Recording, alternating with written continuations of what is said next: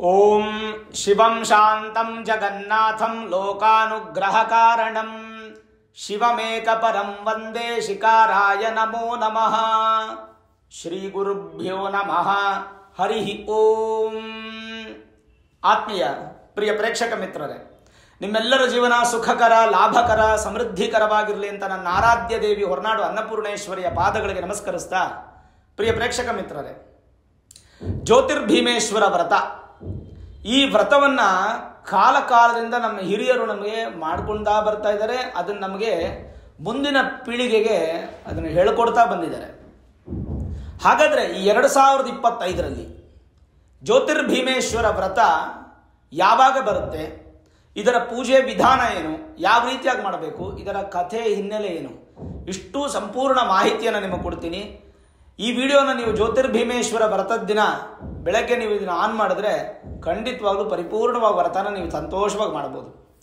ಸರಿ, ಹಾಗಿದ್ರೆ ಈ ಆಷಾಢ ಬಹುಳ ಅಮಾವಾಸ್ಯೆ, ಇದನ್ನು ನಾಗರ ಅಮಾವಾಸ್ಯೆ ಅಂತ ಕರಿತೀವಿ, ಜ್ಯೋತಿರ್ಭೀಮೇಶ್ವರ ವ್ರತ ಅಂತ ಕರಿತೀವಿ. ಯಾವತ್ತು ಬಂದಿದೆ ಅಂತಂದರೆ 2025ನೇ ಇಸ್ವಿ ಜುಲೈ 24ನೇ ತಾರೀಕು ಪ್ರಾರಂಭ ಆಗುತ್ತೆ. ಬೆಳಗಿನ ಜಾವ 2:32 ಪ್ರಾರಂಭ ಆಗುತ್ತೆ ಅಮಾವಾಸ್ಯೆ. 25ನೇ ತಾರೀಕು ರಾತ್ರಿ 11:58 ಇರುತ್ತೆ. ಹಾಗಾಗಿ ನಾವು 24ನೇ ತಾರೀಕು ಗುರುವಾರ ಬೆಳಗ್ಗೆ ಈ ವ್ರತವನ್ನು ಮಾಡಬೇಕು. ಈ ವ್ರತದ ವಿಶೇಷತೆ ಏನು ಅಂತಂದರೆ, ಅವತ್ತಿನ ದಿನ ಪುನರ್ವಸು ನಕ್ಷತ್ರ ಇರುತ್ತೆ, ಸಂಜೆ 5:38 ಇರುತ್ತೆ. ಅದಾದಮೇಲೆ ಪುಷ್ಯ ನಕ್ಷತ್ರ ಪ್ರಾರಂಭ ಆಗುತ್ತೆ. ಪುಷ್ಯ ನಕ್ಷತ್ರ ಗುರುವಾರ ಬಂದಾಗ ಏನು ಹೇಳಿ, ಗುರು ಪುಷ್ಯಾಮೃತ ಯೋಗ ಪ್ಲಸ್ ಜ್ಯೋತಿರ್ಭೀಮೇಶ್ವರ ವ್ರತ ಅಂದರೆ ಅದ್ಭುತವಾದಂಥ ದಿನ, ಹರ್ಷ ಯೋಗ, ಅವತ್ತು ತುಂಬ ಸಂತೋಷ ಪಡುವಂತಹ ಯೋಗ ಅಂತ ಹೇಳ್ತೀವಿ. ವಿಶೇಷವಾಗಿ ಈ ಒಂದು ಪೂಜಾ ಸಿದ್ಧತೆಗಳು ಹೇಗೆ ಮಾಡ್ಕೊಳ್ಬೇಕು ಜ್ಯೋತಿರ್ಭೀಮೇಶ್ವರ ವ್ರತದ್ದು ಅಂತಂದರೆ, ಶಿವಪಾರ್ವತಿ ಫೋಟೋನ ಕಂಪಲ್ಸರಿ ಇಟ್ಕೊಳ್ಬೇಕಾಗತ್ತೆ. ಈಶ್ವರ ಮತ್ತು ಪಾರ್ವತಿ ಇರ್ತಕ್ಕಂಥ ಚಿಕ್ಕದಾಗಲಿ ದೊಡ್ಡದಾಗಲಿ ಒಂದು ಫೋಟೋವನ್ನು ಇಟ್ಕೊಳ್ಬೇಕು, ಚಿತ್ರಪಟವನ್ನು. ದೇವರ ಮನೆಯಲ್ಲೋ ಅಥವಾ ಹಾಲಲ್ಲೋ ಒಂದು ಟಿಪಾಯಿ ಹಾಕ್ಕೊಂಡು ನೀವು ಅದನ್ನು ಕ್ಲೀನಾಗಿ ರೆಡಿ ಮಾಡ್ಕೊಳ್ಳಿ. ಕಾಲು ಧೂಳು ಓಡಾಡಬೇಕಾದ್ರೆ ಕಾಲು ಧೂಳು ದೇವ್ರ ಮೇಲೆ ಬೀಳದೇ ಇದ್ದಾಗೆ ಸ್ವಲ್ಪ ಹೈಟಲ್ಲಿ ಇಟ್ಕೊಳ್ಬೇಕು, ಅದು ತುಂಬ ಮುಖ್ಯ. ಒಂದು ತಟ್ಟೆಯಲ್ಲಿ ವಿಳ್ಯದೆಲೆ ಇಟ್ಕೊಂಡು, ವಿಶೇಷವಾಗಿ ಆ ವಿಳ್ಯದೆಲೆಗೆ ಅಡಿಕೆಯನ್ನು ಇಟ್ಟು, ಮತ್ತು ಹಣ್ಣು, ದಕ್ಷಿಣೆ, ಹಸಿ ಕಡಲೆಕಾಳು, ನೆನೆಸಿರೋ ಹಸಿ ಕಡಲೆಕಾಳನ್ನು ಒಂದು ಸ್ವಲ್ಪ ಅದರಲ್ಲಿ ಹಾಕಿ, ಒಣಕೊಬ್ಬರಿ ಬಟ್ಲನ್ನಿಟ್ಟು, ಗೆಜ್ಜೆ ವಸ್ತ್ರವನ್ನು ತಯಾರು ಮಾಡಿಕೊಂಡು, ಒಂದು ಬ್ಲೌಸ್ ಪೀಸನ್ನು ತಯಾರು ಮಾಡಿಕೊಂಡು 2 ದೀಪವನ್ನು ತಟ್ಟೆಯಲ್ಲಿ ಇಡಬೇಕಾಗತ್ತೆ. ಅಂದರೆ ವಿಳ್ಯದೆಲೆ ಮೇಲೆ 2 ದೀಪವನ್ನು ಇಡಬೇಕಾಗತ್ತೆ. ಆ ಬೆಳ್ಳಿ ದೀಪ ಆಗ್ಬೋದು ಅಥವಾ ಹಿತ್ತಾಳೆ ದೀಪ ಆಗ್ಬೋದು, ನಿಮ್ಮ ಶಕ್ತಿಯಾನುಸಾರ ದೀಪವನ್ನು ಇಟ್ಟು ಆ ದೀಪಕ್ಕೆ ಕಾಯಿಸಿದ ತುಪ್ಪವನ್ನು ನೀವು ಹಾಕಬೇಕು. ಹಾಕಿ 5 ಮುಖ ಇರತಕ್ಕಂಥ ದೀಪವನ್ನು ಇಡಬೇಕು. 5 ಮುಖಕ್ಕೂ ಬತ್ತಿ ಹಾಕಬೇಕು. ಇದನ್ನು ನೀವು ವ್ಯವಸ್ಥೆ ಮಾಡಿ ಇಟ್ಕೋಬೇಕು. ಯಾಕಂದರೆ ಜ್ಯೋತಿರ್ಭೀಮೇಶ್ವರ ಅಂತಂದರೆ ಅರ್ಥ ಏನು? ಭೀಮ ಅಂದರೆ ಈ ಮಹಾಭಾರತದಲ್ಲಿ ಬರುವಂಥ ಭೀಮ ಅಲ್ಲ, ಈಶ್ವರನ ಹೆಸರು ಭೀಮೇಶ್ವರ ಅಂತ ಅರ್ಥ. ಜ್ಯೋತಿ ಅಂದರೆ ಅಗ್ನಿ ಅಂತ, ಅಂದರೆ ಸಾಕ್ಷಾತ್ ತಾಯಿ ಪಾರ್ವತಿ ದೇವಿ ಅಗ್ನಿ ಸ್ವರೂಪವಾಗಿ ಇರ್ತಾಳೆ. ಹಾಗಾಗಿ ಜ್ಯೋತಿರ್ಭೀಮೇಶ್ವರ ವ್ರತ ಅಂತ ಅದಕ್ಕೆ ಹೆಸರು ಬಂತು. ಜ್ಯೋತಿ ಅಂದ್ರೇ ನಮಗೆ ಅಗ್ನಿ. ಅಗ್ನಿಯನ್ನು ನಾವು ಯಾವುದು ನೋಡ್ತೀವಿ? ದೀಪವನ್ನು ಹಚ್ಚುವ ಮುಖಾಂತರ ನಾವು ಕಾಣ್ತೀವಿ. ಹಾಗಾಗಿ ಸಿದ್ಧತೆ ಮಾಡಿಕೊಂಡು 5 ಮುಖದಲ್ಲೂ ಬತ್ತಿಯನ್ನು ಇಟ್ಟು ದೀಪವನ್ನು ಹಚ್ಕೊಳ್ಬೇಕು. ಆ ದೀಪದ ಹಿಂದ್ಗಡೆ ಬ್ಲೌಸ್ ಪೀಸನ್ನು ಇಟ್ಕೊಳ್ಬೇಕು. ಗೆಜ್ಜೆ ವಸ್ತ್ರವನ್ನು ದೀಪಕ್ಕೆ ಹಾಕಬೇಕು. ಗಣಪತಿ ವಿಗ್ರಹವನ್ನು ಕೂಡ ಇಟ್ಕೊಳ್ಬೇಕು. ಇನ್ನೊಂದು ತಟ್ಟೆಯಲ್ಲಿ ವಿಳ್ಯದೆಲೆ ಅಡಿಕೆಯನ್ನು ಇಟ್ಕೊಂಡು, ವಿಶೇಷವಾಗಿ ದೀಪಗಳನ್ನು ಭಾಳಷ್ಟು ಸ್ಪಷ್ಟವಾಗಿ ಹೇಳ್ತೀನಿ ನಾನು, ದೀಪಗಳನ್ನು ಅಲುಗಾಡದೇ ಇದ್ದಾಗ ಇಟ್ಕೋಬೇಕು. ಇನ್ನೊಂದು ತಟ್ಟೆಯಲ್ಲಿ ಇದನ್ನು ಇಟ್ಕೊಳ್ಬೇಕಾಗುತ್ತೆ. ಒಂದು ತಟ್ಟೆಯಲ್ಲಿ ಈ ವಿಳ್ಯದೆಲೆ, ಅಡಿಕೆ, ಕಡಲೆಕಾಳು ಮತ್ತು ಒಣಕೊಬ್ಬರಿ ಅದೆಲ್ಲ ಒಂದು ತಟ್ಟೆಯಲ್ಲಿ ಇಟ್ಟು, ದೀಪವನ್ನು ಮಾತ್ರ ಇನ್ನೊಂದು ತಟ್ಟೆಯಲ್ಲಿ ವಿಳ್ಯದೆಲೆ ಮೇಲೆ ಇಡಬೇಕು. ಅಂದರೆ ತಟ್ಟೆಗೆ ಅಕ್ಕಿ ಹಾಕಿ, ಅಕ್ಕಿ ಮೇಲೆ ವಿಳ್ಯದೆಲೆ ಇಟ್ಟು, ವಿಳ್ಯದೆಲೆ ಮೇಲೆ ದೀಪವನ್ನು ಇಟ್ಟು, ಕಾಯಿಸಿದ ತುಪ್ಪವನ್ನು ಹಾಕಿ, ದೀಪಕ್ಕೆ ಗಂಧ ಕುಂಕುಮ ಇಟ್ಟು, ಹೂವನ್ನು ಸುತ್ತಿ, ಗೆಜ್ಜೆ ವಸ್ತ್ರವನ್ನು ಹಾಕಿ ದೀಪನ ಹಚ್ಚಬೇಕು. ಅದಾದಮೇಲೆ ವಿಶೇಷವಾಗಿ ಅರಿಶಿಣ ಕೊಂಬರದ ಕಂಕಣವನ್ನು ದೀಪಕ್ಕೆ ಕಟ್ಟಬೇಕು. ದೀಪಕ್ಕೆ ಬಹಳ ಮುಖ್ಯ. ಇದಕ್ಕೆ ಕಲಶ ಇಲ್ಲ, ಕಲಶ ಇಟ್ಟುವಂಥ ಪದ್ಧತಿಗಳು ಕೆಲವೊಂದು ಜಾಗದಲ್ಲಿದೆ, ಆದರೆ ದೀಪಕ್ಕೆ ಪೂಜೆ ಮಾಡುವಂಥದ್ದು ವಿಶೇಷ. ದೀಪಕ್ಕೆ ಪೂಜೆ ಮಾಡುವಂಥದ್ದು ಆದ್ದರಿಂದ ದೀಪಕ್ಕೆ ಕಂಕಣವನ್ನು ಅರಿಶಿಣ ಕೊಂಬು ಮತ್ತು ಅರಿಶಿಣದ ದಾರದಲ್ಲಿ ನೀವು ಅದನ್ನು ರೆಡಿ ಮಾಡಿಕೊಂಡು ದೀಪಕ್ಕೆ ಕಟ್ಟಬೇಕು. ತಯಾರಿ ಮಾಡಿಕೊಂಡ ಮೇಲೆ 9 ಎಳೆ ದಾರವನ್ನು, ಅಂದರೆ ಹೆಣ್ಣು ಮಕ್ಕಳು ಮದುವೆ ಆಗಿರ್ತಕ್ಕಂಥ ಮುತ್ತೈದೆಯರು 9 ಎಳೆಯ ದಾರವನ್ನು, ಅರಿಶಿಣ ಕೊಂಬು ಹಾಗೂ ಅರಿಶಿಣ ಬಣ್ಣದ ಹೂವನ್ನು ಕಟ್ಕೊಂಡು 9 ಎಳೆ ದಾರ ಇರಬೇಕು. 9 ಗಂಟನ್ನು ಹಾಕಿ ವಿವಾಹ ಆಗಿರ್ತಕ್ಕಂಥ ಮುತ್ತೈದರು ರೆಡಿ ಮಾಡ್ಕೋಬೇಕು. ವಿವಾಹ ಆಗದೇ ಇರತಕ್ಕಂಥ ಹೆಣ್ಣು ಮಕ್ಕಳಿಗೆ 5 ಗಂಟು 5 ಎಳೆ ದಾರವನ್ನು ನೀವು ತಯಾರು ಮಾಡ್ಕೋಬೇಕು. ಮನೇಲಿ ಎಷ್ಟು ಜನ ಇದ್ದೀರೋ ಅಷ್ಟು ಜನಕ್ಕೆ ನೀವು ರೆಡಿ ಮಾಡ್ಕೊಳ್ಳಿ. ವಿಶೇಷವಾಗಿ ಅಕ್ಕಿ ಹಿಟ್ಟಿನಿಂದ 9 ದೀಪವನ್ನು ವಿವಾಹ ಆಗಿರ್ತಕ್ಕಂಥವ್ರು, ವಿವಾಹ ಆಗದೇ ಇರತಕ್ಕಂಥ ಹೆಣ್ಣು ಮಕ್ಕಳು 5 ದೀಪವನ್ನು ರೆಡಿ ಮಾಡ್ಕೋಬೇಕು. ಮನೇಲಿ ಒಂದು 5 ಜನ ಮುತ್ತೈದರಿದ್ದಾರೆ ಅಂದ್ಕೊಳ್ಳಿ, 5 ಜನ ಸೇರಿ 9 ದೀಪವನ್ನು ಹಚ್ಚಿದ್ರೆ ಸಾಕು. ಒಂದು 3-4 ಜನ ಕನ್ಯರಿದೆ ಅಂದರೆ ಅಷ್ಟು ಜನ ಸೇರಿ 5 ದೀಪ ಸಾಕು. ಅಂದರೆ ಮುತ್ತೈದರಿಗೆಲ್ಲ 9 ದೀಪ, ಹೆಣ್ಣುಮಕ್ಕಳು ಮದುವೆ ಆಗದೇ ಇರತಕ್ಕಂಥವ್ರಿಗೆ 5 ದೀಪವನ್ನು ರೆಡಿ ಮಾಡ್ಕೋಬೇಕು. ಇದಲ್ಲದೆ ವಿಶೇಷವಾಗಿ ತಂಬಿಟ್ಟಿನ ದೀಪ, ಜೋಡಿ ದೀಪ, ತಂಬಿಟ್ಟಿನ ಜೋಡಿ ದೀಪನೂ ರೆಡಿ ಮಾಡಿ ಇಟ್ಕೊಳ್ಬೇಕು. ಅದಕ್ಕೆ ಕೂಡ ತುಪ್ಪದ ಬತ್ತಿ ಹಾಕ್ಕೊಂಡು ಅದರಿಂದ ಆರತಿ ಮಾಡಬೇಕಾಗತ್ತೆ. ಇನ್ನು ನೈವೇದ್ಯಕ್ಕೆ ಕಡುಬು, ಹೆಸರುಬೇಳೆ ಪಾನಕ, ಸಿಹಿ ಭಕ್ಷ್ಯಗಳು, ಪಾಯಸ, ಕಲ್ಸಕ್ಕರೆ ಅನ್ನ, ಶಾಲ್ಯಾನ್ನ ಅಂತ ಕರಿತೀವಿ, ಕಲ್ಸಕ್ಕರೆ ಅನ್ನ, ಇಷ್ಟು ತಯಾರು ಮಾಡಿ ಇಟ್ಕೊಳ್ಬೇಕು. ಇದು ಪೂಜಾ ಸಿದ್ಧತೆಗಳು. ಇನ್ನು ಪೂಜೆಯನ್ನು ಮಾಡುವಂಥ ವಿಧಾನ, ಮೊದಲು ದೀಪ ಹಚ್ಚಬೇಕು. ದೀಪ ಹಚ್ಚಬೇಕಾದ್ರೆ ಓಂ ಭೋದೀಪ ದೇವಿ ರೂಪಸ್ತ್ವಂ ಕರ್ಮ ಸಾಕ್ಷೀಹ ವಿಘ್ನಕೃತ್ ಯಾವತ್ ಕರ್ಮ ಸಮಾಪ್ತಿ ಸ್ಯಾತ್ ತಾವತ್ವಂ ಸುಸ್ಥಿರ ಭವ ಅಂತ ಹೇಳಿ ಈ ಮಂತ್ರವನ್ನು ಕೇಳಿಸ್ಕೊಳ್ತಾ ಅಥವಾ ಹೇಳ್ತಾ ದೀಪವನ್ನು ಹಚ್ಚುವಂಥದ್ದು. ದೀಪ ಹಚ್ಚಿದ ನಂತರ ಗಣಪತಿಯ ಪೂಜೆಯನ್ನು ಮಾಡಿ ಗಣಪತಿಯನ್ನು ಪ್ರಾರ್ಥನೆ ಮಾಡಿಕೊಳ್ಬೇಕು. ಗಣಪತಿಗೆ ವಿಶೇಷವಾಗಿ ಗರ್ಕೆಯನ್ನು ಸಮರ್ಪಣೆ ಮಾಡಿ ಕೈಯಲ್ಲಿ ಹೂವು ಅಕ್ಷತೆ ಇಟ್ಟುಕೊಂಡು ಒಂದು ಸಂಕಲ್ಪ ಮಾಡ್ಕೋಬೇಕು. ಏನು ಸಂಕಲ್ಪ ಅಂತಂದರೆ, ಶುಭಾಭ್ಯಾಂ ಶುಭೆ ಶೋಭನೆ ಮುಹೂರ್ತೆ ಆದ್ಯ ಬ್ರಹ್ಮಣ ದ್ವಿತೀಯ ಪರಾರ್ಧೆ ಶ್ವೇತವರಾಹ ಕಲ್ಪೆ ವೈವಸ್ವತ ಮನ್ವಂತರೆ ಕಲಿಯುಗೆ ಪ್ರಥಮ ಪಾದೆ ಜಂಬೂದ್ವೀಪೆ ಭಾರತವರ್ಷೆ ಭರತಖಂಡೆ ದಂಡಕಾರಣ್ಯೆ ಗೋದಾವರ್ಯಾಃ ದಕ್ಷಿಣೆ ತೀರೆ ಶಾಲಿವಾಹನಶಕೆ ಬೌದ್ಧಾವತಾರೆ ರಾಮಕ್ಷೇತ್ರೆ ಅಸ್ಮಿನ್ ವರ್ತಮಾನೆ ವ್ಯಾವಹಾರಿಕೆ ಚಾಂದ್ರಮಾನೇನ ಪ್ರಭವಾದಿ ಷಷ್ಟ್ಯಾಃ ಸಂವತ್ಸರಾಣಾಂ ಮಧ್ಯೆ ಆಷಾಢ ಬಹುಳ ಅಮಾವಾಸ್ಯಾಯಾಂ ಅಸ್ಮಿನ್ ದಿನೇ ಜ್ಯೋತಿರ್ಭೀಮೇಶ್ವರ ವ್ರತಾಖ್ಯಂ ಕರ್ಮ ಕರಿಷ್ಯೆ. ನೀವು ಮಮ ಅನ್ಕೋಬೇಕು. ನಿಮ್ಮ ಗೋತ್ರ, ನಕ್ಷತ್ರ, ರಾಶಿ, ಹೆಸರು ಎಲ್ಲವನ್ನು ಹೇಳ್ಕೊಳ್ಬೇಕು. ಗಂಡನದ್ದು ಮತ್ತು ಮಕ್ಕಳದು, ಅತ್ತೆ ಮಾವದು ಎಲ್ಲರ ಹೆಸರನ್ನು ಹೇಳಿಕೊಂಡು ವಿಶೇಷವಾಗಿ ಸಂಕಲ್ಪವನ್ನು ಮಾಡ್ಕೋಬೇಕು. ಸಂಕಲ್ಪವನ್ನು ಮಾಡ್ಕೊಂಡ್ಮೇಲೆ ಮಮ ಅಂತ ಹೇಳ್ಕೊಳ್ಳಿ. ಮಮ ಸಹ ಕುಟುಂಬಾನಾಂ ಕ್ಷೇಮ ಸ್ಥೈರ್ಯ ಧೈರ್ಯ ಶೌರ್ಯ ವಿಜಯ ವೀರ್ಯ ಅಭಯ ಆಯುರಾರೋಗ್ಯ ಆನಂದ ಅಷ್ಟೈಶ್ವರ್ಯಾಭಿವೃದ್ಧ್ಯರ್ಥಂ ಧರ್ಮಾರ್ಥ ಕಾಮಮೋಕ್ಷ ಚತುರ್ವಿಧ ಫಲ ಪುರುಷಾರ್ಥ ಸಿದ್ಧ್ಯರ್ಥಂ. ಇದು ಸಂಕಲ್ಪ. ಹೆಣ್ಣುಮಕ್ಕಳು ಮದುವೆ ಆಗಿರ್ತಕ್ಕಂಥವ್ರು ವಿಶೇಷೇಣ ಮಮ ಯಾವತ್ ಜೀವ ದೀರ್ಘ ಸೌಮಂಗಲ್ಯ ಪ್ರಾಪ್ತ್ಯರ್ಥಂ ಮಮ ಪತಿ ಆಯುಷ್ಯ ಅಭಿವೃದ್ಧ್ಯರ್ಥಂ ಆರೋಗ್ಯ ಅಭಿವೃದ್ಧ್ಯರ್ಥಂ ಜ್ಯೋತಿರ್ಭೀಮೇಶ್ವರ ವ್ರತಾಖ್ಯಂ ಕರ್ಮ ಕರಿಷ್ಯೆ ಅಂತ ಮದುವೆ ಆಗಿರ್ತಕ್ಕಂಥ ಹೆಣ್ಮಕ್ಳು, ಆಗದೇ ಇರತಕ್ಕಂಥ ಹೆಣ್ಮಕ್ಳು ಮಮ ಉತ್ತಮ ವಿವಾಹ ಯೋಗ ಪ್ರಾಪ್ತ್ಯರ್ಥಂ ಆರೋಗ್ಯ ಆಯುಷ್ಯ ಪೂರ್ಣ ವರ ಪ್ರಾಪ್ತ್ಯರ್ಥಂ ಜ್ಯೋತಿರ್ಭೀಮೇಶ್ವರ ವ್ರತಾಖ್ಯಂ ಕರ್ಮ ಕರಿಷ್ಯೆ ಅಂತ ಸಂಕಲ್ಪ ಮಾಡ್ಕೊಳ್ಬೇಕು. ಅಲ್ಲಿಗೇನಾಯಿತು, ಹೆಣ್ಣುಮಕ್ಕಳು ಮದುವೆ ಆಗಿರ್ತಕ್ಕಂಥವ್ರು ನನ್ನ ಗಂಡನ ಆರೋಗ್ಯ ವೃದ್ಧಿಯಾಗಲಿ, ಆಯುಷ್ಯ ವೃದ್ಧಿಯಾಗಿ ನಾನು ನಿತ್ಯ ಸೌಮಂಗಲಿಯಾಗಿರಬೇಕು, ಸುಮಂಗಲಿ ಸಾವು ಅನ್ನತಕ್ಕಂಥದ್ದು ನನಗೆ ಬರಬೇಕು ಅಂತ ಪ್ರಾರ್ಥನೆ ಮಾಡಿ ಪೂಜೆ ಮಾಡುವಂಥದ್ದು. ಮದುವೆ ಆಗದೇ ಇರತಕ್ಕಂಥ ಹೆಣ್ಣುಮಕ್ಕಳು ಶೀಘ್ರ ವಿವಾಹ ಆಗಬೇಕು ಮತ್ತು ಭೀಮನಂಥ ಶಕ್ತಿ ಇರತಕ್ಕಂಥ ಆರೋಗ್ಯ ಮತ್ತು ಆಯುಷ್ಯ ಭರಿತವಾಗಿರ್ತಕ್ಕಂಥ ಗಂಡ ನನಗೆ ಪ್ರಾಪ್ತಿಯಾಗಬೇಕು ಅಂತ ಹೆಣ್ಣು ಮಕ್ಕಳು ಮದುವೆ ಆಗದೇ ಇರತಕ್ಕಂಥವ್ರು ಸಂಕಲ್ಪ ಮಾಡುವಂಥದ್ದು. ನಿಮ್ಮ ಮನೆಯಲ್ಲಿ ಗಂಡು ಮಕ್ಕಳಿದ್ದಾರೆ ಮದುವೆ ಆಗಿಲ್ಲ ಅಂತಂದರೆ ತಾಯಿಯಂದರು ನನ್ನ ಮಗನಿಗೆ ಮದುವೆ ಆಗಲಿ ಅಂತ ಕೂಡ ನೀವು ಪ್ರಾರ್ಥನೆ ಮಾಡ್ಬೋದು. ಅದು ಬಹಳ ಮುಖ್ಯವಾಗಿರ್ತಕ್ಕಂಥ ವಿಚಾರ. ಇದು ಸಂಕಲ್ಪ. ಸಂಕಲ್ಪ ಆದಮೇಲೆ ವಿಶೇಷವಾಗಿ ದೀಪಕ್ಕೆ ಪ್ರಾರ್ಥನೆ ಮಾಡಿ ಗಣಪತಿ ಪೂಜೆ ಆಗಿರುತ್ತೆ. ಗಣಪತಿ ಪೂಜೆ ಆಗಿ ಪ್ರಾರ್ಥನೆ ಆದಮೇಲೆ ಪಂಚಪಾತ್ರ ಉದ್ಧರಣೆ ಇರುತ್ತಲ್ಲ, ಅಂದರೆ ಒಂದು ಲೋಟದಲ್ಲಿ ನೀರು ಅಥವಾ ಒಂದು ಚೊಂಬಲ್ಲಿ ನೀರು ಇಟ್ಕೊಂಡಿರ್ತೀರ. ಆ ನೀರಿಗೆ ಗಂಗೆ ಚ ಯಮುನೆ ಚೈವ ಗೋದಾವರಿ ಸರಸ್ವತಿ ನರ್ಮದಾ ಸಿಂಧು ಕಾವೇರಿ ಜಲೇಸ್ಮಿನ್ ಸನ್ನಿಧಿಂ ಕುರು ಅಂತ ಹೇಳಿ ಹೂವು ಅಕ್ಷತೆಯನ್ನು ಕಲಶದೊಳಗೆ ಅಥವಾ ಆ ಒಂದು ಪಂಚಪಾತ್ರ ಒಳಗೆ ಹಾಕಿ ಗಂಧ ಕುಂಕುಮ 4 ಕಡೆ ಇಟ್ಟು ಆ ನೀರನ್ನು ಅಭಿಮಂತ್ರಣ ಮಾಡಿ ಪ್ರೋಕ್ಷಣೆ ಮಾಡಬೇಕು.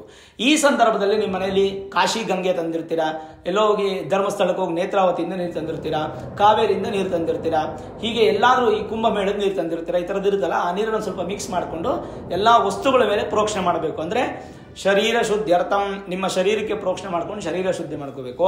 ಆತ್ಮಶುದ್ಧ್ಯರ್ಥಂ, ದ್ರವ್ಯಗಳು ತಂದಿರತಕ್ಕಂಥ ವಸ್ತುಗಳು ದ್ರವ್ಯ ಶುದ್ಧ್ಯರ್ಥಂ, ಸಮಸ್ತ ಪೂಜಾ ಉಪಕರಣ ಶುದ್ಧ್ಯರ್ಥಂ, ಶುದ್ಧಿ ಅಂತ ಹೇಳ್ಬಿಟ್ಟು ಎಲ್ಲ ಪ್ರೋಕ್ಷಣೆ ಮಾಡಿ ಶುದ್ಧಿ ಮಾಡ್ಕೋಬೇಕು. ಅದಾದಮೇಲೆ ವಿಶೇಷವಾಗಿ ಜ್ಯೋತಿರ್ಭೀಮೇಶ್ವರ ವ್ರತಕ್ಕೆ ಅಂಗನ್ಯಾಸ ಕರನ್ಯಾಸಗಳು ಬಹಳಷ್ಟು ಇದೆ. ಆದರೆ ನಾನು ಧ್ಯಾನವನ್ನು ಮಾತ್ರ ಹೇಳ್ತೀನಿ. ಧ್ಯಾನವನ್ನು ಕೇಳಿಸ್ಕೊಂಡು ನೀವು ಪ್ರಾರ್ಥನೆ ಮಾಡಿಕೊಂಡು ಮುಂದುವರಿಬೋದು. ಹೂವಕ್ಷತೆ ಕೈಲಿಟ್ಕೊಂಡು ದೀಪವನ್ನು ನೋಡ್ತಾ ಈಶ್ವರನ ಚಿತ್ರಪಟವನ್ನು ನೋಡ್ತಾ ಪ್ರಾರ್ಥನೆ ಮಾಡ್ಕೊಳ್ಳಿ. ಓಂ ರಕ್ತಾಂಬೋಧಿಸ್ತಪೋತೋಲ್ಲಸಧರುಣ ಸರೋಜಾದಿರೂಢಾಕರಾಬ್ಜೈ ಪಾಶಂಕೋದಂಡಮಿಕ್ಷೂದ್ಭವ ಮಣಿಗಣ ಮಪ್ಯಂಕುಶಂ ಪಂಚಬಾಣಾನ್ ಬಿಭ್ರಾಣಾಸೃಕ್ಕಪಾಲಾಂ ತ್ರಿನಯನ ವಿಲಸತ್ ಪೀನವಕ್ಷೋರುಹಾಢ್ಯ ದೇವಿ ಬಾಲಾರ್ಕವರ್ಣ ಭವತು ಸುಖಕರಿ ಪ್ರಾಣಶಕ್ತಿ ಪರಾನಃ ಉಮಾ ಭೀಮೇಶ್ವರ ಜೀವ ಮಮ ಜೀವ ಉಮಾ ಭೀಮೇಶ್ವರ ಜೀವ ಮಮ ಪ್ರಾಣ ಅಂತೇಳಿ ತಿಷ್ಠಂತು ಸ್ವಾಹ ಪ್ರಾಣ ಪ್ರತಿಷ್ಠಾಪನ ಮುಹೂರ್ತ ಸುಮುಹೂರ್ತೋ ಅಸ್ತು ಅಂತ ಹೇಳಿ ಪ್ರಾಣ ಪ್ರತಿಷ್ಠಾಪನೆಯನ್ನು ಮಾಡ್ಕೊಳ್ತಕ್ಕಂಥ ಅಂದರೆ ನನ್ನ ಜೀವ ಭಗವಂತನ ಜೀವ, ಭಗವಂತನ ಪ್ರಾಣ ನನ್ನ ಪ್ರಾಣ ಅಂತೇಳಿ ಅದಕ್ಕೆ ಅರ್ಥ. ಹಾಗೆಯೇ ಆ ಒಂದು ದೀಪಕ್ಕೆ ಮತ್ತು ಈಶ್ವರ ಪಾರ್ವತಿ ಫೋಟೋಗೆ ವಿಶೇಷವಾಗಿ ಹೂವು ಅಕ್ಷತೆಯಿಂದ ಅರ್ಚನೆ ಮಾಡಿ ಪೂಜೆ ಮಾಡುವಂಥದ್ದು. ಸ್ವಾಮಿನ್ ಸರ್ವಜಗನ್ನಾಥ ಯಾವತ್ ಪೂಜಾವಸಾನಕಂ ತಾವತ್ವಂ ಪ್ರೀತಿಭಾವೇನ ಚಿತ್ರಪಟೇಸ್ಮಿನ್ ದೀಪೇಸ್ಮಿನ್ ಸನ್ನಿಧಿಂ ಕುರು ಅಂತ ಹೇಳಿ, ಈ ದೀಪದಲ್ಲಿ ಈ ಒಂದು ಫೋಟೋಲ್ಲಿ ನಿನ್ನ ಅಂಶ ಬಂದು ಸೇರಲಿಪ್ಪ ಭಗವಂತ, ನಾನು ಮಾಡುವಂತಹ ಪೂಜೆ ನಿನಗೆ ಸಲ್ಲಲಿ ಅಂತೇಳಿ ಪ್ರಾರ್ಥನೆ ಮಾಡಿಕೊಂಡು ಮಾಡುವಂಥದ್ದು. ಆವಾಹಿತೋ ಭವ, ಹೂ ಅಕ್ಷತೆ ಕೈಲಿಟ್ಕೊಂಡು ಈ ಮಂತ್ರವನ್ನು ಕೇಳ್ತಾ ಇರಿ. ಆವಾಹಿತೋ ಭವ, ಸ್ಥಾಪಿತೋ ಭವ, ಸನ್ನಿಹಿತೋ ಭವ, ಸನ್ನಿರುದ್ಧೋ ಭವ, ಅವಕುಂಠಿತೋ ಭವ, ಸುಪ್ರಸನ್ನೋ ಭವ, ವರದೋ ಭವ, ಪ್ರಸೀದ ಪ್ರಸೀದ ಪ್ರಸೀದ, ಸರ್ವಾಭೀಷ್ಟಪ್ರದೋ ಭವ ಅಂಥೇಳಿ ಭಗವಂತನನ್ನು ಹೆಚ್ಚಿನ ಪ್ರಾರ್ಥನೆಯನ್ನು ಮಾಡಿ ಹೂವು ಅಕ್ಷತೆಯನ್ನು ದೀಪಕ್ಕೆ ಮತ್ತು ಫೋಟೋಗೆ ಹಾಕುವಂಥದ್ದು. ಅದಾದಮೇಲೆ ಒಂದೊಂದೇ ಹೂವನ್ನು ಫೋಟೋಗೆ ಮತ್ತು ದೀಪಕ್ಕೆ ಅರ್ಚನೆ ಮಾಡ್ತಾ ಇರಿ. ಓಂ ಪೂರ್ವದ್ವಾರೇ ದ್ವಾರಶ್ರಿಯೈ ನಮಃ, ಧಾತ್ರೇ ನಮಃ ವಿಧಾತ್ರೇ ನಮಃ, ದಕ್ಷಿಣದ್ವಾರೇ ದ್ವಾರಶ್ರಿಯೈ ನಮಃ, ಚಂಡಾಯ ನಮಃ ಪ್ರಚಂಡಾಯ ನಮಃ, ಪಶ್ಚಿಮದ್ವಾರೇ ದ್ವಾರಶ್ರಿಯೈ ನಮಃ, ಶಂಖನಿಧಯೇ ನಮಃ, ಓಂ ಪದ್ಮನಿಧಯೇ ನಮಃ, ಉತ್ತರದ್ವಾರೇ ದ್ವಾರಶ್ರಿಯೈ ನಮಃ, ಗಂಗಾಯೈ ನಮಃ, ಯಮುನಾಯೈ ನಮಃ, ದ್ವಾರಪಾಲಕ ಪೂಜಾಂ ಸಮರ್ಪಯಾಮಿ. ಇದಾದಮೇಲೆ ಫೋಟೋ ಕೆಳಭಾಗದಲ್ಲಿ ಅಂದರೆ ಪೀಠ ಇಟ್ಟಿರ್ತಿರಲಿಲ್ಲ, ಟೀಪಾಯೋ ಅಥವಾ ತಟ್ಟೆ, ಆ ತಟ್ಟೆಗೆ ಅಥವಾ ಟೀಪಾಯಿಗೆ ಆ ಪೀಠಕ್ಕೆ ಪೂಜೆ ಮಾಡುವಂಥದ್ದು. ಮಣೆ ಇಟ್ಟರೆ ಮನೆಗೆ ಪೂಜೆ ಮಾಡುವಂಥದ್ದು, ದೇವರ ಕೆಳಗಡೆನೆ. ಓಂ ಪೀಠ ಪೂಜಾಂಕರಿಷ್ಯೆ, ಪೀಠಸ್ಯ ಅಧೋದಿಗ್ಭಾಗೆ ಆಧಾರಶಕ್ತೇ ನಮಃ, ಅನಂತಾಯ ನಮಃ, ಕೂರ್ಮಾಯ ನಮಃ, ವರಾಹಾಯ ನಮಃ, ಸ್ವರ್ಣವೇದಿಕಾಯೇ ನಮಃ, ರತ್ನಮಂಟಪಾಯ ನಮಃ, ಸಿಂಹಾಸನಾಯ ನಮಃ, ತನ್ಮಧ್ಯೆ ಶ್ರೀ ಭೀಮೇಶ್ವರಾಂತರ್ಗತ ಶ್ರೀ ಜಯಾಪತಿ ಸಂಕರ್ಷಣಾಯ ನಮಃ. ಪೀಠ ಪೂಜಾಂ ಸಮರ್ಪಯಾಮಿ. ಈಗ ಹೂವಾಕ್ಷತೆಗೆ ಇಟ್ಕೊಂಡು ಧ್ಯಾನ ಮಾಡ್ಕೊಳ್ಳಿ. ಓಂ ಗಿರೀಂದ್ರವಾಸ ಗೌರೀಶ ಪುರನಾಶ ಸತಾಂವಶ ಫಣೀಂದ್ರ ಭೂಷ ನಿರ್ದೋಷ ಮಮತೋಷ ಕರೋ ಭವ ಉಮಾಮಹೇಶ್ವರಾಯ ನಮಃ, ಜ್ಯೋತಿರ್ಭೀಮೇಶ್ವರಾಯ ನಮಃ. ಧ್ಯಾನಂ ಸಮರ್ಪಯಾಮಿ. ಹೂವಾಕ್ಷತೆನ ದೀಪಕ್ಕೆ ಮತ್ತು ಫೋಟೋಗೆ ಪೂಜೆ ಮಾಡಿ ಮತ್ತೆ ಹೂವು ಕೈಲಿಟ್ಕೊಳ್ಳಿ. ಕೈಲಾಸ ಶಿಖರೇ ರಮ್ಯೆ ಪರ್ವತಸ್ಯಾಹಿತೆ ಪ್ರಭೋ ಆಗಚ್ಛ ದೇವ ದೇವೇಶ ಮಧ್ಯಕ್ತ ಚಂದ್ರಶೇಖರ ಜ್ಯೋತಿರ್ಭೀಮೇಶ್ವರಾಯ ನಮಃ ಆವಾಹಯಾಮಿ. ಹೂವಾಕ್ಷತೆ ಪೂಜೆ ಮಾಡಿ.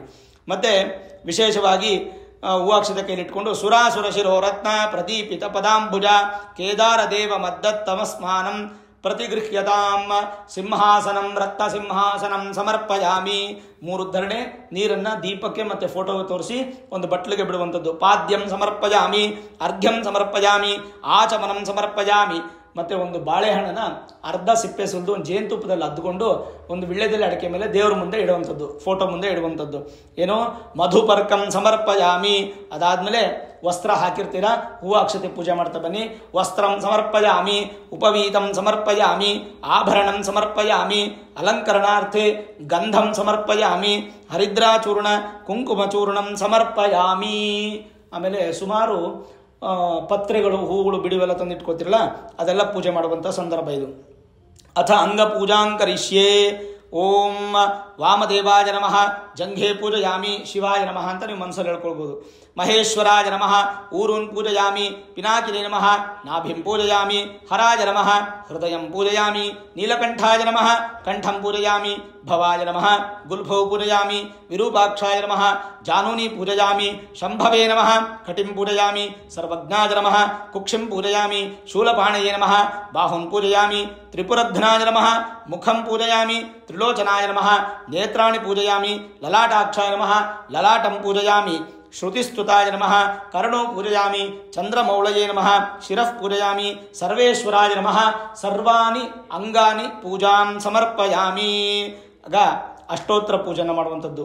ಹೂವು ಮತ್ತು ಪತ್ರಗಳಿಂದ ಸ್ವಾಮಿಗೆ ವಿಶೇಷವಾಗಿ ಅಷ್ಟೋತ್ತರ ಪೂಜೆಯನ್ನು ಮಾಡುವಂಥದ್ದು. ಅಷ್ಟೋತ್ತರ ಪೂಜೆ ಆದಮೇಲೆ ಗ್ರಂಥಿ ಪೂಜಾ ಅಂದರೆ ನೀವೇನು ಕಂಕಣ ಮಾಡಿಟ್ಕೊಂಡಿರ್ತೀರೋ ಅದಕ್ಕೆ ಪೂಜೆ. ಶಿವಾಯ ನಮಃ, ಮಹೇಶ್ವರಾಯ ನಮಃ ಅಂತ ವಿಶೇಷವಾಗಿ ಶಿವಾಷ್ಟೋತ್ರ ಬರುತ್ತೆ, ಈಶ್ವರನ ಅಷ್ಟೋತ್ರ. ಅದನ್ನು ಹೇಳ್ತೀನಿ ನಾನು, ಒಂದೊಂದೇ ಹೂವನ್ನು ಅರ್ಚನೆ ಮಾಡ್ತಾ ಬನ್ನಿ. ಓಂ ಶಿವಾಯ ನಮಃ, ಮಹೇಶ್ವರಾಯ ನಮಃ, ಶಂಭವೇ ನಮಃ, ಪಿನಾಕಿನೇ ನಮಃ, ಶಶಿಶೇಖರಾಯ ನಮಃ, ವಾಮದೇವಾಯ ನಮಃ, ವಿರೂಪಾಕ್ಷಾಯ ನಮಃ, ಕಪರ್ದಿನೇ ನಮಃ, ನೀಲಲೋಹಿತಾಯ ನಮಃ, ಶಂಕರಾಯ ನಮಃ, ಶೂಲಪಾಣಯೇ ನಮಃ, ಖಟ್ವಾಂಗಿನೇ ನಮಃ, ವಿಷ್ಣುವಲ್ಲಭಾಯ ನಮಃ, ಶಿವವಿಷ್ಟಾಯ ನಮಃ, ಅಂಬಿಕಾನಾಥಾಯ ನಮಃ, ಶ್ರೀಕಂಠಾಯ ನಮಃ, ಭಕ್ತವತ್ಸಲಾಯ ನಮಃ, ಭವಾಯ ನಮಃ, ಶರ್ವಾಯ ನಮಃ, ತ್ರಿಲೋಕೇಶಾಯ ನಮಃ, ಡಿತಿಕಂಠಾಯ ನಮಃ, ಶಿವಪ್ರಿಯಾಯ ನಮಃ, ಉಗ್ರಾಯ ನಮಃ, ಕಪರ್ದಿನೇ ನಮಃ, ಕಾಮಾರಯೇ ನಮಃ, ಅಂಧಕಾಸುರ ಸೂದನಾಯ ನಮಃ, ಗಂಗಾಧರಾಯ ನಮಃ, ಲಲಾಟಾಕ್ಷಾಯ ನಮಃ, ಕಾಲಕಾಲಾಯ ನಮಃ, ಕೃಪಾಣದೇ ನಮಃ, ಭೀಮಾಯ ನಮಃ, ಪರಶುಹಸ್ತಾಯ ನಮಃ, ಮೃಗಪಾಣಯೇ ನಮಃ, ಜಟಾಧರಾಯ ನಮಃ, ಕೈಲಾಸವಾಸನೇ ನಮಃ, ಕವಚನೇ ನಮಃ, ಕಠೋರಾಯ ನಮಃ, ತ್ರಿಪುರಾಂತಕಾಯ ನಮಃ, ವೃಷಾಂಕಾಯ ನಮಃ, ವೃಷಭಾರೂಢಾಯ ನಮಃ, ಭಸ್ಮೋದ್ದುಳಿತ ವಿಗ್ರಹಾಯ ನಮಃ, ಸಾಮಪ್ರಿಯಾಯ ನಮಃ, ಸ್ವರಮಯಾಯ ನಮಃ, ತ್ರಯೀಮೂರ್ತೇ ನಮಃ, ಅನೀಶ್ವರಾಯ ನಮಃ, ಸರ್ವಜ್ಞಾಯ ನಮಃ, ಸೋಮಸೂರ್ಯಾಗ್ನಿಲೋಚನಾಯ ನಮಃ, ಅಭಿಷೇಕ ನಮಃ, ಯಜ್ಞಮಯಾಯ ನಮಃ, ಸೋಮಾಯ ನಮಃ, ಪಂಚವಕ್ತ್ರಾಯ ನಮಃ, ಸದಾಶಿವಾಯ ನಮಃ, ವಿಶ್ವೇಶ್ವರಾಯ ನಮಃ, ವೀರಭದ್ರಾಯ ನಮಃ, ಗಣನಾಥಾಯ ನಮಃ, ಪ್ರಜಾಪತೇ ನಮಃ, ಹಿರಣ್ಯರಸೇ ನಮಃ, ದುರ್ದರ್ಶಾಯ ನಮಃ, ಗಿರೀಶಾಯ ನಮಃ, ಗಿರೀಶಾಯ ನಮಃ, ಅನಘಾಯ ನಮಃ, ಭುಜಂಗಭೂಷಣಾಯ ನಮಃ, ಭರ್ಗಾಯ ನಮಃ, ಗಿರಿಧನ್ವಿನೇ ನಮಃ, ಗಿರಿಪ್ರಿಯಾಯ ನಮಃ, ಕೃತ್ತಿವಾಸಸೇ ನಮಃ, ಪುರಾರತೆ ನಮಃ, ಭಗವತೆ ನಮಃ, ಪ್ರಮದಾಧಿಪಾಯ ನಮಃ, ಮೃತ್ಯುಂಜಯಾಯ ನಮಃ, ಸೂಕ್ಷ್ಮತರವೇ ನಮಃ, ಜಗದ್ವ್ಯಾಪಿನೇ ನಮಃ, ಜಗದ್ಗುರವೇ ನಮಃ, ವ್ಯೋಮಕೇಶಾಯ ನಮಃ, ಮಹಾಸೇನಜನಕಾಯ ನಮಃ, ಚಾರುವಿಕ್ರಮಾಯ ನಮಃ, ರುದ್ರಾಯ ನಮಃ, ಭೂತಪದೇ ನಮಃ, ಸ್ಥಾಣವೇ ನಮಃ, ಹೈರಬುದ್ಧ್ಯಾಯ ನಮಃ, ದಿಗಂಬರಾಯ ನಮಃ, ಅಷ್ಟಮೂರ್ತೈ ನಮಃ, ಅನೇಕಾತ್ಮನೇ ನಮಃ, ಸಾತ್ವಿಕಾಯ ನಮಃ, ಶುದ್ಧ ವಿಗ್ರಹಾಯ ನಮಃ, ಖಂಡಪರಶುವೇ ನಮಃ, ಅಜಾಯ ನಮಃ, ಪಾಶವಿಮೋಚಕಾಯ ನಮಃ, ಮೃಡಾಯ ನಮಃ, ಪಶುಪತೇ ನಮಃ, ದೇವಾಯ ನಮಃ, ಮಹಾದೇವಾಯ ನಮಃ, ಅವ್ಯಯಾಯ ನಮಃ, ಪೂಷದಂತಬಿದೇ ನಮಃ, ದಕ್ಷಾಧ್ವರಹರಾಯ ನಮಃ, ಹರಾಯ ನಮಃ, ಭಗನೇತ್ರಬಿದೇ ನಮಃ, ಅವ್ಯಗ್ರಾಯ ನಮಃ, ಸಹಸ್ರಾಕ್ಷಾಯ ನಮಃ, ಸಹಸ್ರಪದೇ ನಮಃ, ಅಪವರ್ಗಪ್ರದಾಯ ನಮಃ, ಅನಂತಾಯ ನಮಃ, ತಾರಕಾಯ ನಮಃ, ಪರಮೇಶ್ವರಾಯ ನಮಃ, ಶ್ರೀ ಜ್ಯೋತಿರ್ಭೀಮೇಶ್ವರಾಯ ನಮಃ, ಅಷ್ಟೋತ್ರ ಪೂಜಾಂ ಸಮರ್ಪಯಾಮಿ. ಹಾಗೆ ಅಮ್ಮನವ್ರಿಗೆ ಒಂದು ವಿಳೆದೆಲೆ ತೆಗೆದಿಟ್ಟುಕೊಂಡು ಕುಂಕುಮಾರ್ಚನೆ. ಬ್ರಾಹ್ಮ್ಯೇ ನಮಃ, ಮಾಹೇಶ್ವರ್ಯೇ ನಮಃ, ಕೌಮಾರ್ಯೇ ನಮಃ, ವೈಷ್ಣವ್ಯೇ ನಮಃ, ವಾರಾಕ್ಯೇ ನಮಃ, ಇಂದ್ರಾಣ್ಯೇ ನಮಃ, ಚಾಮುಂಡಾಯ ನಮಃ, ಸದ್ಯೋಜಾತಿನ್ಯೇ ನಮಃ, ವಾಮದೇವಿನ್ಯೇ ನಮಃ, ಅಘೋರ್ಯೈ ನಮಃ, ತತ್ಪುರುಷಾಯೈ ನಮಃ, ಈಶಾನಾಯೇ ನಮಃ, ವಾಮಾಯೈ ನಮಃ, ಜ್ಯೇಷ್ಠಾಯೈ ನಮಃ, ರೌದ್ರಾಯೈ ನಮಃ, ಕಾಲ್ಯೇ ನಮಃ, ಕಲವಿಕರಣ್ಯೇ ನಮಃ, ಬಲವಿಕರಣ್ಯೇ ನಮಃ, ಬಲಪ್ರಮಥಿನ್ಯೇ ನಮಃ, ಸರ್ವಭೂತದಮನ್ಯೇ ನಮಃ, ಮನೋನ್ಮನ್ಯೇ ನಮಃ, ಮಾಹೇಶ್ವರ್ಯೇ ನಮಃ, ಜ್ಯೋತಿರೂಪ ಶ್ರೀ ಅಂಬಿಕಾಯೈ ನಮಃ ಅಂತ ಕುಂಕುಮಾರ್ಚನೆ ಮಾಡಿ ಆ ವಿಳ್ಯದೆಲೆಯನ್ನು ಪಕ್ಕದಲ್ಲಿಟ್ಟು ಊದುಬತ್ತಿ ಅಂದರೆ ಧೂಪ, ಗಂಧದ ಕಡ್ಡಿಯನ್ನು ಹಚ್ಕೊಂಡು ಧೂಪವನ್ನು ತೋರಿಸುವಂಥದ್ದು. ವನಸ್ಪತಿರ ಸೋದ್ಭೂತೋ ಗಂಧಾಢ್ಯೋ ಧೂಪೋತ್ತಮ ಆಗ್ರೇಯ ಸರ್ವದೇವಾನಾಂ ಧೂಪೋಯಂ ಪ್ರತಿಗೃಹ್ಯತಾಂ ಧೂಪಮಾಗ್ರಾಪಯಾಮಿ. ಧೂಪ ಆದಮೇಲೆ ದೀಪವನ್ನು ನೋಡಿ ನಮಸ್ಕಾರ ಮಾಡುವಂಥದ್ದು. ನಾನು ಆಗಲೇ ಹೇಳಿದ್ನಲ್ಲ ನೈವೇದ್ಯ ನಿಮಗೆ ಏನೇನು ಕಡುಬು, ಹೆಸರುಬೇಳೆ, ಪಾನಕ, ಸಿಹಿ ಭಕ್ಷ್ಯ, ಪಾಯಸ, ಕಲ್ಲು ಸಕ್ಕರೆ, ಹಸಿ ಕಡಲೆಕಾಳು ಇದೆಲ್ಲ ಉಟ್ಟು ಪಂಚಫಲ ಇಟ್ಟು ತೆಂಗಿನಕಾಯಿ ಒಡೆದು ನೈವೇದ್ಯವನ್ನು ಮಾಡುವಂಥದ್ದು. ಪ್ರಾಣಾಯ ಸ್ವಾಹ ದೇವರಿಗೆ ನೈವೇದ್ಯವನ್ನು ಮಾಡಿ 6 ಸಲ ತೋರಿಸೋದು. ಅಪಾನಾಯ ಸ್ವಾಹ, ವ್ಯಾನಾಯ ಸ್ವಾಹ, ಉದಾನಾಯ ಸ್ವಾಹ, ಸಮಾನಾಯ ಸ್ವಾಹ, ಬ್ರಹ್ಮಣೇ ಸ್ವಾಹ, ಬ್ರಹ್ಮಣೇ ನಮಃ, ಮಹಾನೈವೇದ್ಯಂ ಸಮರ್ಪಯಾಮಿ ಅಂತೇಳಿ ವಿಳ್ಯದೆಲೆ ಮೇಲೆ ಒಂದು ದಕ್ಷಿಣೆ ಇಟ್ಟು ವಿಳ್ಯದೆಲೆ ತೊಟ್ಟನ್ನು ಸ್ವಲ್ಪ ತೆಗೆದು ದೇವರಿಗೆ ಹೂವನ್ನು ಸಮರ್ಪಣೆ ಮಾಡಿ ಮಂಗಳಾರತಿಯನ್ನು ಮಾಡುವಂಥದ್ದು. ಮಂಗಳಾರತಿ ಮಾಡಬೇಕಾದ್ರೆ ಗಂಟೆ ಒಬ್ಬರು ಹೊಡಿಬೇಕು, ಆರತಿ ಒಬ್ಬರು ಮಾಡಬೇಕು. ಇದು ತಂಬಿಟ್ಟಿನ ಆರತಿ ಅಲ್ಲ, ಕರ್ಪೂರದ ಆರತಿ. ಓಂ ಹಿರಣ್ಯ ಪಾತ್ರಂ ಮಧೋಃ ಪೂರ್ಣಂ ದಧಾತಿ ಮಧವ್ಯೋ ಸಾನೇತಿ ಏಕದಾ ಬ್ರಹ್ಮಣಮುಪಹರತಿ ಏಕದೈವ ಯಜಮಾನ ಆಜಸ್ತೇಜೋ ದಧಾತಿ ಕರ್ಪೂರ ನೀರಾಜನಂ ದರ್ಶಯಾಮಿ. ಅದಾದ್ಮೇಲೆ ಒಂದು ಉದ್ಧರಣೆ ನೀರು ಬಿಟ್ಟು ಆಚಮನಂ ಸಮರ್ಪಯಾಮಿ, ಹೂವನ್ನು ದೇವರಿಗೆ ಹಾಕೋದು. ಪರಿಮಳ ಪುಷ್ಪಾಣಿ ಸಮರ್ಪಯಾಮಿ, ರಕ್ಷಾಂಧಾರಯಾಮಿ. ಆರತಿಯನ್ನು ನೀವು ತಗೊಳ್ಳೋದು, ಎಲ್ಲರಿಗೂ ಮನೆಯಲ್ಲಿರೋದು ಎಲ್ಲರಿಗೂ ಆರತಿ ಕೊಟ್ಟು ಪ್ರಾರ್ಥನೆ ಮಾಡೋದು. ಹೂವು ಅಕ್ಷರ ತೊಗೊಂಡು ಪ್ರದಕ್ಷಿಣೆ 3 ಪ್ರದಕ್ಷಿಣೆ ಮಾಡೋದು. ಯಾನಿ ಕಾನಿಚ ಪಾಪಾನಿ ಜನ್ಮಾಂತರ ಕೃತಾನಿ ಚ ತಾನಿ ತಾನಿ ವಿನಶ್ಯಂತಿ ಪ್ರದಕ್ಷಿಣಂ ಪದೇ ಪದೇ ಪಾಪೋಹಂ ಪಾಪಕರ್ಮಾಣಂ ಪಾಪಾತ್ಮ ಪಾಪ ಸಂಭವ ತ್ರಾಹಿ ಮಾಂ ಕೃಪಯಾ ದೇವ ಶರಣಾಗತ ವತ್ಸಲ ಅನ್ಯಥಾ ಶರಣಂ ನಾಸ್ತಿ ತ್ವಮೇವ ಶರಣಂ ಮಮ ತಸ್ಮಾತ್ ಕಾರುಣ್ಯ ಭಾವೇನ ರಕ್ಷ ರಕ್ಷ ಪರಮೇಶ್ವರ. ಪ್ರದಕ್ಷಿಣ ನಮಸ್ಕಾರಾನ್ ಸಮರ್ಪಯಾಮಿ. ಪ್ರದಕ್ಷಿಣ ನಮಸ್ಕಾರ ಮಾಡಿಕೊಂಡು ಅಕ್ಷತೆ ನೀರನ್ನು ಒಂದು ಉದ್ಧರಣೆ ಅರ್ಘ್ಯ ಪಾತ್ರೆ ಬಿಟ್ಬಿಟ್ಟು ಹೂವು ಅಕ್ಷತೆನ ಕಲಿಟ್ಕೊಂಡು ನಿಮ್ಮ ಮನಸ್ಸಲ್ಲಿ ಏನಿದೆಯೋ ಆ ಪ್ರಾರ್ಥನೆ ಮಾಡಿಕೊಂಡು ದೇವ್ರಿಗೆ ಸಮರ್ಪಣೆ ಮಾಡುವಂಥದ್ದು. ಅದಾದಮೇಲೆ ಆ ಕಟ್ಟಿರ್ತಕ್ಕಂಥ ವಿಶೇಷವಾಗಿರ್ತಕ್ಕಂಥ ಕಂಕಣ ಇದೆಯಲ್ಲ, ಆ ಕಂಕಣವನ್ನು ದೋರಗ್ರಂಥಿ ಅಂತ ಕರಿತೀವಿ. ಆ ದೋರಗ್ರಂಥಿಗೆ ಅಕ್ಷತೆಯನ್ನು ಪೂಜೆ ಮಾಡ್ಕೊಂಡು ಬರ್ತಕ್ಕಂಥದ್ದು. ಓಂ ಭವಾಯ ನಮಃ ಪ್ರಥಮ ಗ್ರಂಥಿಂ ಪೂಜಯಾಮಿ, ಶಿವಾಯ ನಮಃ ದ್ವಿತೀಯ ಗ್ರಂಥಿಂ ಪೂಜಯಾಮಿ, ರುದ್ರಾಯ ನಮಃ ತೃತೀಯ ಗ್ರಂಥಿಂ ಪೂಜಯಾಮಿ, ಪಶುಪತಯೇ ನಮಃ ಚತುರ್ಥ ಗ್ರಂಥಿಂ ಪೂಜಯಾಮಿ, ಉಗ್ರಾಯ ನಮಃ ಪಂಚಮ ಗ್ರಂಥಿಂ ಪೂಜಯಾಮಿ, ಮಹತೆ ನಮಃ ಷಷ್ಠ ಗ್ರಂಥಿಂ ಪೂಜಯಾಮಿ, ಭೀಮಾಯ ನಮಃ ಸಪ್ತಮ ಗ್ರಂಥಿಂ ಪೂಜಯಾಮಿ, ಈಶ್ವರಾಯ ನಮಃ ಅಷ್ಟಮ ಗ್ರಂಥಿಂ ಪೂಜಯಾಮಿ, ಉಮಾಮಹೇಶ್ವರಾಯ ನಮಃ ನವಮ ಗ್ರಂಥಿಂ ಪೂಜಯಾಮಿ. ನಾನು ಆಗಲೇ ಹೇಳಿದೆ 9 ಗಂಟು 9 ಎಳೆ ಅಂತ. ಕೆಲವರು 10 ಎಳೆ 10 ಗಂಟು ಕೂಡ ಇಟ್ಕೊಂಡಿರ್ತಕ್ಕಂಥ ಪದ್ಧತಿ ಇರುತ್ತೆ.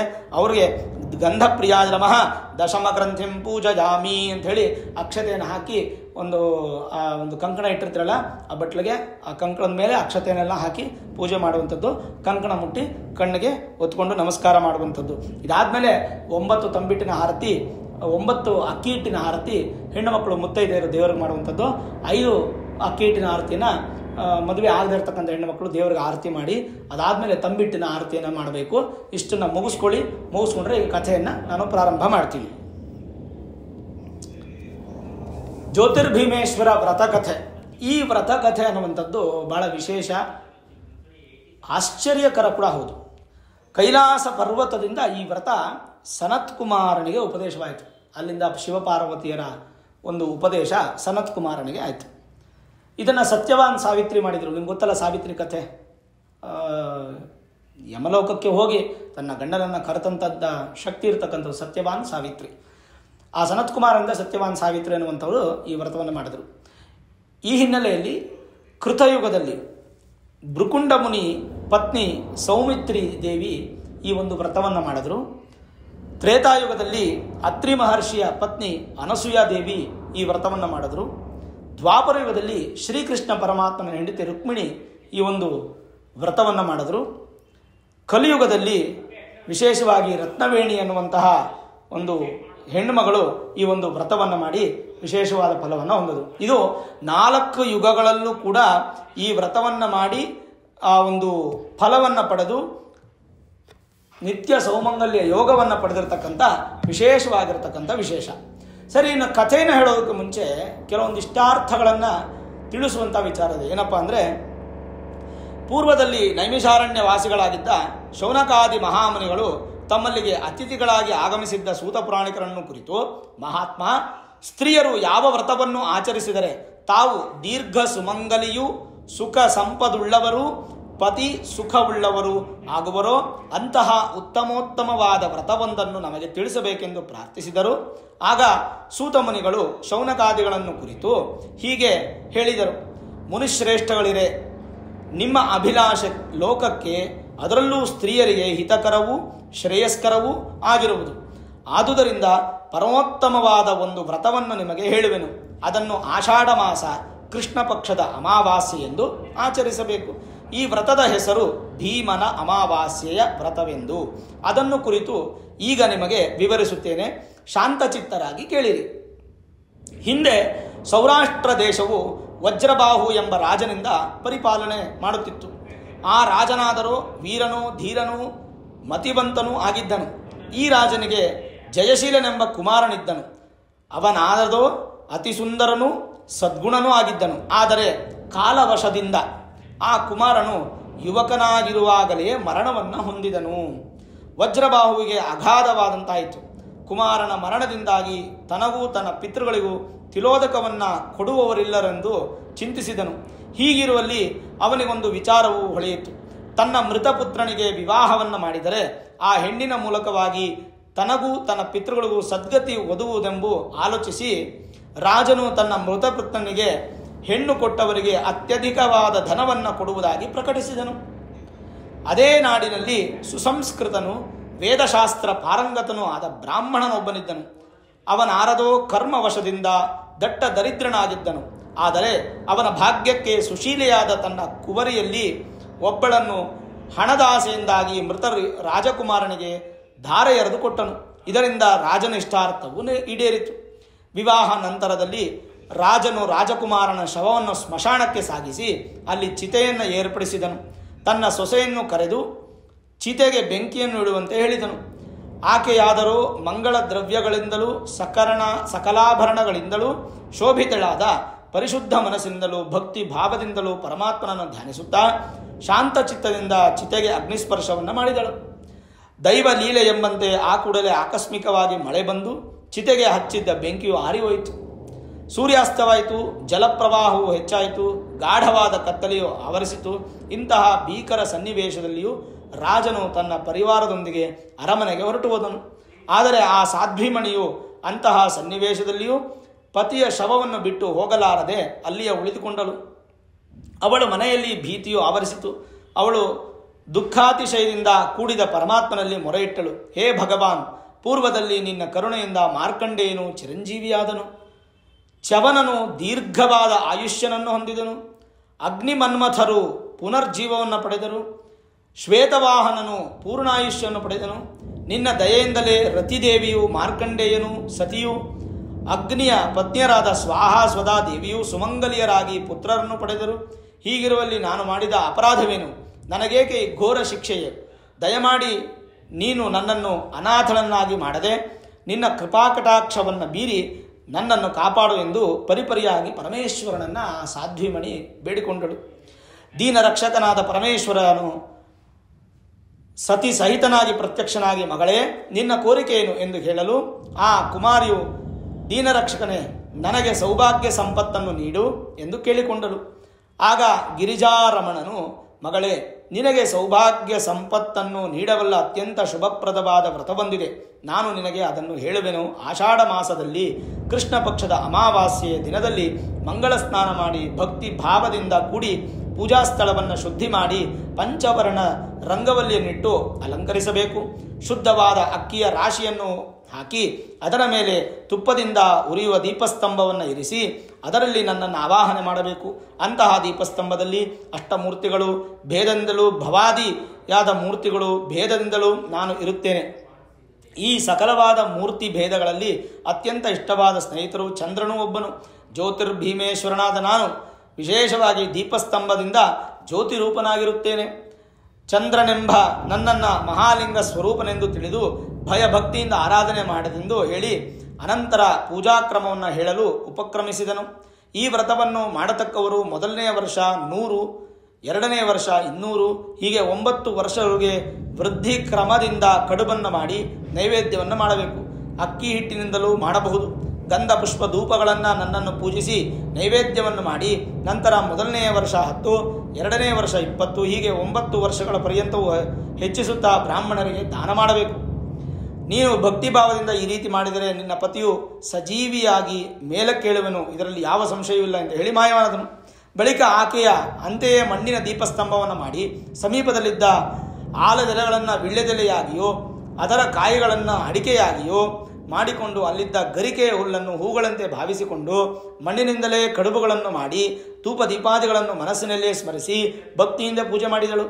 ಈ ಪೂಜೆ ಮಹಿಮೆಯಿಂದ ದೇವರು ಅನುಗ್ರಹಿಸಲಾಗಿ ಬಂಗಾರದ ಗೋಡೆಗಳಿಂದಲೂ ರತ್ನ ಖಚಿತವಾದ ಕಂಬಳಿಯಿಂದಲೂ ನಿರ್ಮಿತವಾದ ಭವನವೊಂದು ಸಿದ್ಧವಾಯಿತು. ಮೂಲೆ ಮೂಲೆಗಳಲ್ಲಿಯೂ ನವರತ್ನಗಳು ರಾಶಿ ರಾಶಿಯಾಗಿ ಬಿದ್ದಿದ್ದವು. ಚಿತೆಯ ರತ್ನದ ಮಂಚದಂತೆ ಹೊಳೆಯುತ್ತಿತ್ತು. ರಾಜಕುಮಾರನು ಜೀವವನ್ನು ಹೊಂದಿದನು. ಚತುರಂಗಬಲ್ಲನು ಅಲ್ಲಿ ನಿಂತಿತು. ಈ ರೀತಿಯಾಗಿ ತನ್ನ ಸ್ಥಿತಿಯು ಮಾರ್ಪಾಡಲು ತಾನು ಆಶ್ಚರ್ಯಭರಿತಳಾದಳು. ರಾಜಕುಮಾರನಾದರೋ ನಿದ್ರೆಯಿಂದ ಎಚ್ಚೆತ್ತವನಂತೆ ಮೇಲಕ್ಕೆದ್ದು ಪಕ್ಕದಲ್ಲಿದ್ದ ಕನ್ಯಾಮಣಿಯಿಂದ ನಡೆದ ವೃತ್ತಾಂತವನ್ನೆಲ್ಲ ಕೇಳಿ ಆನಂದಭರಿತನಾದನು. ಮರುದಿನ ರಾಜಭಟರು ಬಂದು ನೋಡಿ ಆಶ್ಚರ್ಯದಿಂದ ರಾಜನಲ್ಲಿಗೆ ಬಂದು ನಡೆದದ್ದನ್ನೆಲ್ಲ ವಿಷದಪಡಿಸಿದರು. ದೊರೆಯ ಕೂಡಲೇ ಬಂದು ಸೊಸೆಯಿಂದ ನಡೆದದ್ದನ್ನು ತಿಳಿದು ಆನಂದಪಟ್ಟು ಮಗನನ್ನು ಗಾಢಾಲಿಂಗನ ಮಾಡಿ ಸೊಸೆಯನ್ನು ಸಮಾಧಾನಪಡಿಸಿ ಬ್ರಾಹ್ಮಣರಿಗೆ ದಾನ ಧರ್ಮಾದಿಗಳನ್ನು ಮಾಡಿ ಬಹಳ ಸಂತೋಷದಿಂದ ಸಕಲರೊಡನೆ ಅರಮನೆಯನ್ನು ಸೇರಿ ಸುಖದಿಂದಿದ್ದರು. ಹೀಗೆಂದು ಸೂತ ಪುರಾಣಿಕರು ಶೌನಕಾದಿಗೆ ಹೇಳುವರೆಂಬಲ್ಲಿಗೆ ಸ್ಕಾಂದ ಪುರಾಣದಲ್ಲಿ ಭೀಮನ ಅಮಾವಾಸ್ಯೆಯ ವ್ರತಕಥೆಯು ಸಂಪೂರ್ಣವಾಯಿತು. ಇದು ವ್ರತಕಥೆ. ಎಷ್ಟು ಚೆನ್ನಾಗಿದೆ ನೋಡಿ. ನಾವು ಇದನ್ನು ಆಶ್ಚರ್ಯ ಪಡ್ಬೋದು ಅಥವಾ ಅಪಹಾಸ್ಯ ಮಾಡ್ಬೋದು, ಆದರೆ ಇದರಲ್ಲಿ ಬಹಳಷ್ಟು ಗಾಢವಾದಂಥ ಅರ್ಥಗಳಿದೆ. ಅದನ್ನು ನೀವು ತಿಳ್ಕೋಬೇಕು. ಆ ಗಾಢ ಅರ್ಥಗಳು ತಿಳ್ಕೊಂಡಾಗ ಮಾತ್ರ ನಿಮ್ಗೆ ಖಂಡಿತ ಒಳ್ಳೆಯದಾಗುತ್ತೆ. ಈ ಕಥೆಯನ್ನು ಕೇಳಿದ ನಂತರ ದೇವಸ್ಥಾನಕ್ಕೆ ಹೋಗಿ ಬನ್ನಿ, ಹಿರಿಯರಿಗೆ ಅಕ್ಷತೆಯನ್ನು ಕೊಟ್ಟು ಆಶೀರ್ವಾದವನ್ನು ತಗೊಳ್ಳಿ, ಕಂಕಣವನ್ನು ಧಾರಣೆ ಮಾಡಿಸ್ಕೊಳ್ಬೇಕು. ಒಬ್ಬರಿಂದ ಒಬ್ಬರಿಗೆ ತೆಂಗಿನಕಾಯಿ ತಾಂಬೂಲವನ್ನು ಅಥವಾ ಹಣ್ಣಿನ ತಾಂಬೂಲವನ್ನು ಕೈಯಲ್ಲಿಟ್ಟು ಕಂಕಣವನ್ನು ಧರಿಸ್ಕೊಳ್ಬೇಕು. ವಿಶೇಷವಾಗಿ ಸಂಜೆ ಗೋಧೂಳಿ ಲಗ್ನದಲ್ಲಿ ದೀಪವನ್ನು ಹಚ್ಚಿ ಆರತಿಯನ್ನು ಮಾಡಿ ನೈವೇದ್ಯವನ್ನು ಮಾಡಿ ಸಂಜೆ 6 ಗಂಟೆ ಸಂದರ್ಭಕ್ಕೆ ಸರಿಯಾಗಿ ನೀವು ಕದಲಿಸ್ಬೇಕು, ದೀಪವನ್ನು ಕದಲಿಸ್ಬೇಕು. ಆದರೂ ದೀಪ ಉರಿತಾ ಇರಬೇಕು. ಮಾರನೇ ದಿನ ನಿಮಗೆ ಶುಕ್ರವಾರ ಬರುತ್ತೆ, ಅವತ್ತು ತೆಗಿಯೋಕ್ಕಾಗಲ್ಲ. ಶನಿವಾರ ದಿನ ತೆಗಿಬೇಕಾಗತ್ತೆ, 3ನೇ ದಿನ. ಇಲ್ಲಾಂದರೆ ಅವತ್ತು ಸಂಜೆನೂ ತೆಗಿಬೋದು. ನಿಮ್ಮ ಅನುಕೂಲ ನೋಡ್ಕೊಂಡು ಮನೆಯಲ್ಲಿ ಶುದ್ಧಿ ನೋಡಿಕೊಂಡು ಇದನ್ನು ಮಾಡಿ. ಇಷ್ಟನ್ನು ಕ್ರಮಬದ್ಧವಾಗಿ ಮಾಡಿ. ಜ್ಯೋತಿರ್ಭೀಮೇಶ್ವರ ವ್ರತ ನಿಮಗೆ ಭಗವಂತನ ಆಶೀರ್ವಾದ ತೃಪ್ತಿಯಾಗಿ ಸಿಗಲಿ. ಒಳ್ಳೆ ಭೀಮನಂತ ಆರೋಗ್ಯ ಆಯುಷ್ಯ ಪ್ರಾಪ್ತಿಯಾಗಲಿ ನಿಮ್ಮ ಗಂಡನಿಗೆ.